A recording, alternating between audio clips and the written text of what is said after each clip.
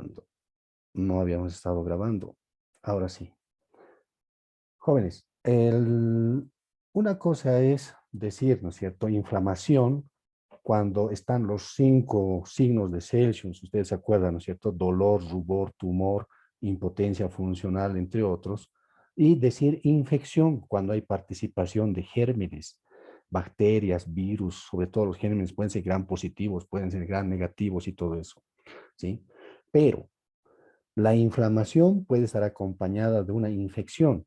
Algunas veces la inflamación está sola, ¿me entienden? No hay infección, ¿sí? Entonces ahí se utiliza antiinflamatorios. Si es que amerita, hay que darles antiinfecciosos también, ¿sí? Para la analgesia, que es un tema grande, estamos admitiendo a muchos jóvenes que están entrando a esta hora recién. Para la analgesia hay que también clasificar dos cosas: los que tienen actividad central y los que tienen actividad periférica. Cuando hablamos de la actividad central, hablamos de otros medicamentos que actúan en el sistema nervioso central, deprimiendo las funciones mentales, jóvenes. Escuchen bien, todas las funciones mentales, de arriba hacia abajo, desde la corteza, el tallo cerebral y a la médula, ¿sí? Algunos, por ejemplo, cuando se trata de estos tipos de analgésicos centrales, estamos hablando de opioides que pueden causar. ¿Cuál es la desventaja de utilizar estos analgésicos opioides? La morfina, por ejemplo, ¿sí? Algunos, el tramadol, por ejemplo, la mepiridina. Esos medicamentos son opioides que alguna vez de repente van a tener que utilizar, ¿sí? Se trata de estos medicamentos que actúan en el sistema nervioso central. El problema de estos medicamentos es que causa narcosis, sueño, puede causar dependencia, puede causar tolerancia, ¿sí? Mientras que en los grupos de los AINES no va a pasar eso, ¿me entienden? Estoy hablando de todos los que he mencionado al principio, no te va a causar dependencia, no te va a causar narcosis, ¿sí? No te va a causar narcosis, sobre todo, ¿no es cierto? Y sobre todo lo que corresponde a la actividad sobre el sistema nervioso central. Va a actuar sobre el sistema nervioso periférico, ¿sí? Bien, cuando empleamos los antiinflamatorios no esteroides para la terapéutica del dolor, hay que saber cuál es el mecanismo de acción. Importante saber, en resumen, el mecanismo de acción es inhibir a una enzima llamada COX, COX, C-O-X, COX, la ciclooxigenasa. Espero que estén tomando apuntes, jóvenes, es una clase teórica. No solamente escuchen ni estén esperando la presentación, los PDFs, nada. Si les digo algo es importante, tienen que anotar y subrayar, ¿sí? Los AINES actúan sobre la COX, ¿sí? ¿Y qué es la COX? Es simplemente la ciclooxigenasa. Y tenemos dos tipos: la ciclooxigenasa 1 y la ciclooxigenasa 2. Si les preguntan en cursos superiores cuál es el mecanismo de acción de los AINES, ustedes van a decir inhibición de la COX, nada más. ¿Y qué es la COX? La ciclooxigenasa. ¿Cuántos hay? 1 y 2. Ya no les va a preguntar más allá. Resulta que cuando hay inflamación y cuando hay generación de dolor, hay destrucción de la membrana de una célula y este produce ácido araquidónico, ¿sí? Es decir, gracias a la fosfolipasa A2 se produce ácido araquidónico. Escuchen bien, el ácido araquidónico se tiene que transformar en prostaglandinas, en tromboxanos, ¿ya? Y para que el ácido araquidónico se transforme en estas sustancias que les dije, se necesita la ciclooxigenasa, ¿sí? Porque estas prostaglandinas, la PGE2, van a generar inflamación, mitogénesis, ¿sí? Y la fiebre y todo eso, y el malestar general. Además va a acompañar de otros metabolitos, como el factor de necrosis tumoral alfa, la interleuquina 1, la 6, la 8 y todo eso, ¿ya? Va a haber una cascada de producción de metabolitos, ¿me entienden? Entonces hay que inhibir a una enzima. ¿Cuál es esa enzima? A la ciclooxigenasa. Ese es el mecanismo de acción, ¿sí? ¿De todos los AINES? Sí. ¿Cómo se clasifican los AINES? Escuchen bien, están clasificados en dos grupos para memorizar: los ácidos y los no ácidos, ¿sí? Cuando decimos ácido, tiene un componente de un pH, ¿no es cierto?, en el cual se acerca al cero, porque el 7,45 es el neutro, ¿sí? Lo que es ácido, jóvenes, ¿sí? Está el grupo de los salicílicos, los enólicos, los acéticos, los propiónicos y los nicotínicos, ¿sí?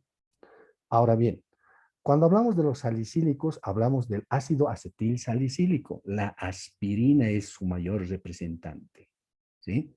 Por eso se llama ácido acetil salicílico, ¿sí? Ya le dije, señorita, no hay diapositivas, ¿sí? Tome apunte, es una teórica, ya he explicado por qué, ¿sí? Bueno, los enólicos, por ejemplo, están las pirazolonas y los oxicams, y de los acéticos, el indol acético, el pirrol acético, fenilacético y para indol acético, ¿sí? Todo lo que estoy mencionando les voy a enviar en un cuadro, ¿sí? En nuestro grupo de farmacología, va a ser adicional a la teórica que estoy dando, por eso presten atención y ustedes van a comparar los cuadros que les voy a enviar para que puedan estudiar para el parcial y para que puedan aprender para toda su vida, porque estos medicamentos van a tener que utilizar toda la vida, ¿sí? No veo por qué se desesperan por la presentación. Sí, estoy al frente, ¿no es cierto? Sí, es teórica. El propiónico, por ejemplo, el grupo de los propiónicos está el naproxeno y el ibuprofeno. De los acéticos, el indol acético, sus representantes la indometacina, de los fenilacéticos, el diclofenaco, y de los nicotínicos, la clonixina, ¿sí? Clonixina. Ahora bien, puede que, miren, hay mucho para memorizar, pero, a ver, tomemos en cuenta por partes. Ibuprofeno conocen muy bien, esa que viene de 400, 600, 800 y 1 gramo, ¿no es cierto? De 1000 miligramos. El diclofenaco también es muy bien conocido y está en el grupo de los fenilacéticos. ¿Qué más utilizan? El ketorolaco está en el grupo de los pirrolacéticos. En sí, ¿qué es lo que vamos a utilizar más en odontología? No solamente para inflamación, sino también para el dolor. El diclofenaco, el ketorolaco, vamos a utilizar el ibuprofeno, ¿sí? Y también el clonixinato de lisina.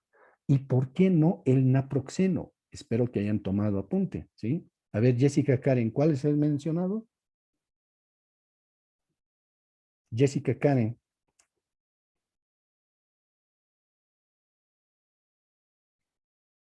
¿Está Jessica Karen o lo voy a sacar del grupo? Por lo menos diga presente, ¿no? Jessica Karen. ¿Hay audio o no hay audio, jóvenes? Presente, doctor. Ya, ¿cuál es el mencionado? Los más importantes, ¿cuáles son? Heterolaco, Que paracetamol. ¿Qué más, Jessica Karen? el ibuprofeno, doctor, el diclofenaco, el ketorolaco, ¿Qué más? la aspirina, Naxproxeno. Estoy con el Jessica. ¿Por qué me ibuprofeno, están hablando otras personas? ¿Qué más, Jessica? el ketorolaco, el diclofenaco, el ibuprofeno.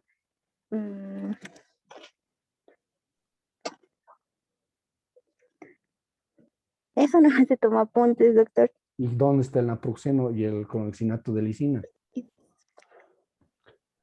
Pero tomen su apunte bien, ¿por qué dependen de los cuadros? Les voy a enviar, no es que no, pero ¿por qué siempre están acostumbrados a dejárselos así, ¿no es cierto? Ya mentalizado. Tienen que aprenderlo, pues. Tomen apuntes y al escribir se van a recordar mucho mejor, ¿no es cierto? ¿Sí? Esa es la única manera de aprender, el esfuerzo que están haciendo, estar atento a lo que yo estoy hablando, ¿ya? Los que más se emplean es ibuprofeno, diclofenaco, ketorolaco, naproxeno, clonexinato de lisina, ¿sí? Y más que todo vamos a hablar de esos, ¿sí? Hay otro grupo de medicamentos, los oxicams, ¿ya? En los oxicams, por ejemplo, el piroxicam y el meloxicam. Ahora, todos escuchen bien y memoricen. Todos estos medicamentos que acabo de mencionar tienen efectos adversos generales, ¿sí? Causan gastritis medicamentosa, ¿sí? Y eso es el problema. También causa nefritis, o sea, son nefrotóxicos, también son hepatotóxicos, ¿sí? Ese es el problema. Pero en primer lugar, encabeza la gastrolesividad, problemas al estómago, ¿sí? Bueno, a ver, si bien, como efecto adverso, en primer lugar, es la gastrolesividad. Por eso, a ver, escuchen bien, había un trabajo de la Universidad Católica. Miren, a ver, escuchen bien. ¿Cómo los odontólogos causan gastritis a la población? ¿Qué les parece? ¿Sí? Es un trabajo que han realizado que, bueno, pues, ¿qué nos están diciendo? Que los odontólogos estamos causando una enfermedad a la población, ¿sí? ¿No es cierto? Han hecho un estudio y todo eso. Ellos se han basado en que la mayoría de los odontólogos generalmente recetamos los AINES, ¿no? Y los AINES son gastrolesivos. Y si bien tienen razón, pero no es como para hacer un trabajo y divulgarlo, ¿no es cierto? Porque sabemos que algunos odontólogos profesionales, cuando usamos algún medicamento, si esta persona tiene gastritis, le vamos a también recetar ranitidina o omeprazol, ¿me entienden? Sobre todo en pacientes que ya hayan tomado estos medicamentos, ¿sí? Entonces, no hay ningún problema si es que además en la receta acompaña ranitidina, 150 miligramos 2 veces al día, ¿sí? Y también el omeprazol de 20 miligramos 2 veces al día, por lo menos por 2 o 3 semanas, ¿ya? ¿Por qué? Porque si le vamos a administrar algún un analgésico, va a ser problema, ¿no es cierto? Porque después de una exodoncia, cuando la anestesia ya haga su desefecto, ¿sí? Su desefecto, ¿qué es lo que va a pasar? Va a empezar a doler, ¿no es cierto? ¿Sí? Y algunos tienen un problema muy serio de dolor y vuelven a la consulta, al consultorio, doctor, me duele mucho lo que me ha sacado. ¿Y le has dado medicamentos? Sí. ¿Le has dado ibuprofeno? ¿Ha tomado ibuprofeno? Sí. Ah, caramba, ni con ibuprofeno, ¿no? Quizás habrá que inyectarle un diclofenaco intramuscular, ¿sí? Algunas personas requieren eso, ¿ya? Algunas personas después de la consulta, no, no necesito doctor, ya me he hecho sacar varias veces y no se necesitar analgésicos, dice. Pero resulta que esta vez sí, ¿no? De todos modos, siempre hagan la receta, ¿sí? De la clasificación que les he dado, va a haber un cuadro, lógicamente, que es adicional, ¿no es cierto? En el grupo de farmacología se les estamos enviando PDFs, ¿no es cierto? Y algunos textos y libros que el doctor Sánchez también les ha debido compartir, ¿me entienden? ¿Sí? Ahora bien, si bien estos medicamentos se puede utilizar, la característica de cada uno, ¿cuál es? Por ejemplo, el ibuprofeno, que es un buen antipirético, buen analgésico, no tan buen antiinflamatorio, ¿sí? Se puede utilizar en odontología. ¿Cuánto es la dosificación del ibuprofeno? Es bien fácil. A ver, se puede utilizar mnemotécnicos, por ejemplo, si pesa el sujeto de 40, 45, 45 kilos, incluso hasta 50, podemos decir que tome 400 miligramos cada 8 horas, ¿sí? Si pesa 55 a 65 kilos, casi es un promedio, ¿no? ¿Sí? De 600 miligramos. Y si pesa de 65 a 75 y 80, 800 miligramos. Y si la persona pesa 95, 100 kilos, algo que mucho no hay acá, ¿no? En el trópico ahí en Santa Cruz hay personas que pesan, necesitan hasta 1 gramo de ibuprofeno. En sí, en los adultos traten de manejar 800 miligramos, ¿ya? En general. Si la persona es un poco delgadita, ¿sí? Tendríamos que utilizar 600, pero 400 como que no. Puede haber un fracaso terapéutico, ¿entienden? ¿Sí? Los analgésicos, entonces, puedes emplear de acuerdo a lo que se requiere. Hay analgésicos, ¿sí? Hay este grupo de AINES que son más analgésicos que antiinflamatorios, algunos son más inflamatorios que analgésicos.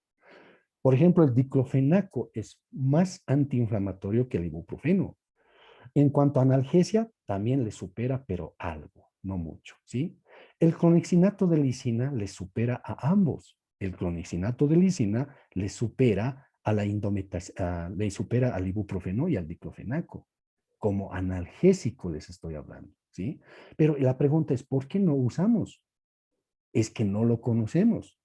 Utilicen ya pues de una vez clonixinato de lisina, que viene de 125, de 250 miligramos, ¿sí? De 125 puede ser suficiente, ¿ya? En adultos hasta 250 quizás, ¿ya?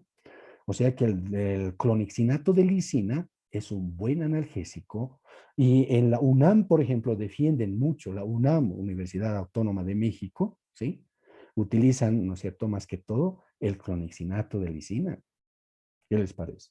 ¿Y por qué nosotros seguimos encerrados con ibuprofeno, con ketorolaco? El ketorolaco, de hecho, es un buen analgésico también que supera en un porcentaje, no tanto al clonixinato de lisina. El problema del ketorol es de que mejor actúa inyectable que por vía oral. Es mucho mejor. En medicina clínica, en la práctica clínica, en medicina, después de una cesárea, por ejemplo, o una cirugía grande donde hay sutura, duelen, ¿no es cierto?, estos tejidos tanto movilizados, tanto manipulados. Entonces se le administra ketorol o ketorolaco de 60 miligramos, pero en ampolla, inyección, que es mucho mejor. ¿Sí? Si quieres utilizar en comprimido, debía ser 60 miligramos y que se administre por vía oral. Pero va a tener que igualar al ibuprofeno igual nomás, porque es mucho mejor. Siempre y cuando le inyectes, en ese caso va a ser mucho mejor, ¿ya? Si tienen un paciente de repente que es tolerante al ibuprofeno, que muy efecto menos le hace, o sea, le has disminuido el dolor muy poquito, ¿sí? Tienes dos opciones, inyectarle diclofenaco o ketorol, ¿ya? Pero no hay que tener miedo, ¿no? No hay que tener miedo de inyectar, les está pidiendo que le calme el dolor, ¿me entienden? ¿Sí? Ahora, del ácido acetil salicílico, alguna vez algún docente les va a preguntar por qué no se utiliza. El ácido acetil salicílico es un buen analgésico, buen antipirético y un buen antiinflamatorio. Es el prototipo, la aspirina, ¿sí? La aspirina, ¿por qué también no estamos usando? Porque es un buen analgésico. No estamos usando. La pregunta es el por qué no estamos usando mucho, ya que sabemos que la aspirina, al igual que todos los AINES que les he mencionado, ¿sí? Es gastrolesivo, o sea, causa problemas en el estómago, ¿ya? No en todos, en algunas personas, porque hay gente muy fuerte que no le pasa nada, ¿cierto? La prostaglandina hace que disminuya en la sangre porque estos medicamentos también se llaman antiprostaglandínicos. Las prostaglandinas son las que son responsables de causar dolor e inflamación. La prostaglandina 2, por ejemplo, es la causante de fiebre, además de la interleuquina 1,6. ¿Sí? Pero escuchen bien, jóvenes. Entonces, el ácido salicílico, la aspirina, se puede utilizar. No utilizamos mucho porque tiene doble efecto. Uno, porque baja las prostaglandinas y otro, que por vía oral es irritante. Cuidado que ustedes, jóvenes, piensen de que todos los AINES debía administrarse por vía parenteral inyectando y no por la boca para evitar la gastritis medicamentosa. Nada tiene que ver el hecho de que llegue un medicamento al estómago y cause gastritis. No es ese el mecanismo, ¿sí? Alguna vez me dijeron eso, ¿no? Pero doctor, si los AINES, el ibuprofeno, el ketorol, todo lo que utilizas causa gastritis, entonces, ¿por qué más bien no inyectamos en vez de estar dando por vía oral? Así evitamos las gastritis, dicen. ¿Qué opinan de eso? No, porque aunque inyecte, aunque el medicamento le entre por supositorio, por ojo, por cualquier lugar que entre al cuerpo humano, por vía oral, por inyecciones intramuscular, subcutánea, lo que sea, igual va a causar gastritis. ¿Me entienden? De todos modos, igual va a causar gastritis. ¿Sí? Entonces, tengan en cuenta que nada tiene que ver la vía de administración. ¿Sí? Lo que más bien hay que pensar es cómo solucionar su gastritis. La aspirina es irritante directo, ¿sí? Es el único que irrita directamente al estómago. Ese es el motivo por que mucha gente no utiliza, se desanima a recetar incluso. Pero es muy bueno para el dolor de cabeza, para la cefalea, le supera a cualquier AINE, ¿sí? Por eso es que el acetil salicílico está en el Chaquitap, ¿no es cierto? ¿Alguna vez han tomado? El dolor de cabeza después del alcohol después de una bailongo de noche, el dolor sale ser intenso, ¿no es cierto? Que no te deja hacer tus actividades cotidianas, peor estudiar cuando uno está de chaki, ¿sí? Y si algún pariente toma, claro, ustedes no toman nadie, ninguno de ustedes, alguna vez alcohol, si alguno está llorando de dolor de cabeza por chaki, ¿qué es lo que va a tomar? No le va a servir mucho ibuprofeno, no le va a servir mucho ketorol. ¿Sabes qué le va a servir? La aspirina y el clorexinato de lisina como segunda mano, ¿sí? Tengan en cuenta entonces la importancia de la aspirina como analgésico, antiinflamatorio y antipirético. Era muy buen medicamento en el pasado, venía como rin chiquito antes para los niños, para pacientes pediátricos, aspirina para niños. El problema ha sido de que cualquier enfermedad viral en los niños ha causado serios problemas cuando se trataba de viral. Entonces, uno no es adivino, ¿no es cierto?, si el problema fue viral, bacteriano o simplemente un dolor de cefalea cualquiera. Se le ha dado aspirina al niño y lo ha matado. Todos los aspirinas para niños ya era prohibido. En vez de eso ha entrado el paracetamol, ¿me entienden? El paracetamol, ah, el paracetamol es el medicamento, ¿entiendes? Es un prototipo, como les dije. Si es que se acaba, jóvenes, el tiempo, vamos a volver a entrar, ¿ya? Todavía hay tiempo, todavía estamos a 15, 40 y tantos todavía. Ahorita se va a cortar, supongo. Bien, entonces,